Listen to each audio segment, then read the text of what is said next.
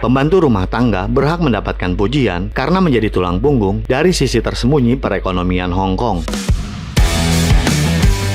Diperkirakan, 340.000 pekerja migran di kota ini menawarkan layanan penitipan anak, layanan rumah tangga, dan layanan lainnya yang terjangkau, sehingga memungkinkan lebih banyak segmen masyarakat untuk bergabung dengan dunia kerja. Sayangnya, pembantu rumah tangga lebih terlihat oleh pemberi pinjaman yang sering menggunakan tipu daya untuk memberikan pinjaman berbunga tinggi, dan kemudian mereka mengancam pekerja dan majikan mereka sambil menuntut pembayaran kembali. Baik pihak berwenang, kelompok advokasi, dan pemberi kerja harus melawan eksploitasi tersebut dengan meningkatkan kesadaran dan meningkatkan pengawasan. Dan di episode hari ini, kita akan membahas tentang eksploitasi pihak pemberi pinjaman kepada para pembantu rumah tangga di Hong Kong.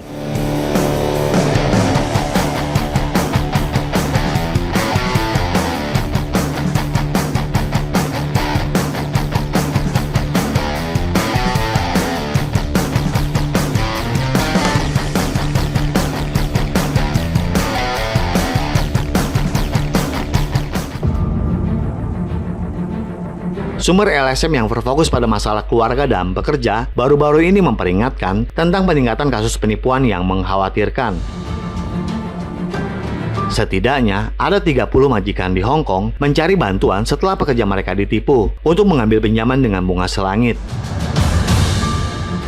Koalisi Pembangunan Berkelanjutan Layanan Rumah Tangga Global mengatakan hampir setiap hari mereka menerima pertanyaan tentang masalah-masalah tersebut dan menyadari bahwa agen tenaga kerja malah menangani lebih banyak kasus. Presiden koalisi Kristi Lam Hayu menceritakan kisah-kisah tentang cat merah yang dilemparkan ke rumah majikan, sebuah taktik yang umum digunakan oleh penagih utang termasuk pembantu rumah tangga yang dipukuli oleh rentenir. Sayangnya, laporan polisi tidak mengakhiri pelecehan dalam banyak kasus, dan beberapa bahkan melibatkan perusahaan pinjaman yang berbasis di luar kota.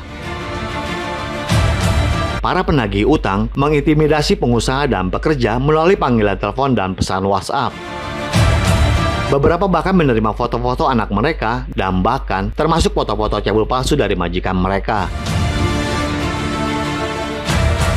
Dan kebanyakan majikan-majikan dalam kasus seperti ini justru malah memutuskan kontrak mereka.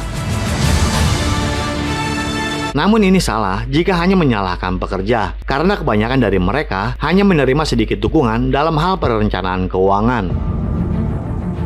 Seringkali dengan gaji rendah, sebagian besar mereka menghadapi tekanan kuat untuk mengirimkan uang ke rumah kepada keluarga dan teman, belum lagi biaya-biaya untuk mendapatkan pekerjaan. Koalisi Pembangunan Berkelanjutan Layanan Rumah Tangga Global juga telah mendesak pemerintah agar mencari cara untuk mengatur penggunaan perusahaan pinjaman luar negeri dan meningkatkan upaya pendidikan. Dalam hal ini, pihak berwenang harus mempertimbangkan saran kelompok tersebut bahwa pekerja rumah tangga dengan kontrak 6 bulan atau lebih harus dibatasi untuk meminjam tidak lebih dari gaji 2 bulan.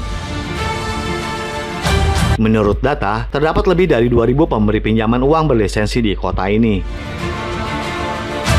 Pihak berwenang juga harus meninjau peraturan pemberi pinjaman dan penagih utang, termasuk batas suku bunga pinjaman sesuai menurut undang-undang sebesar 48% per tahun.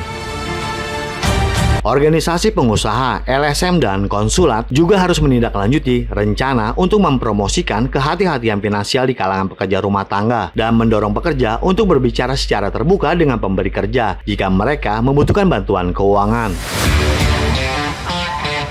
Kasus-kasus yang terjadi baru-baru ini mungkin tidak tampak seperti jumlah yang besar, namun peningkatan frekuensi dan perubahan taktik seharusnya meningkatkan kewaspadaan.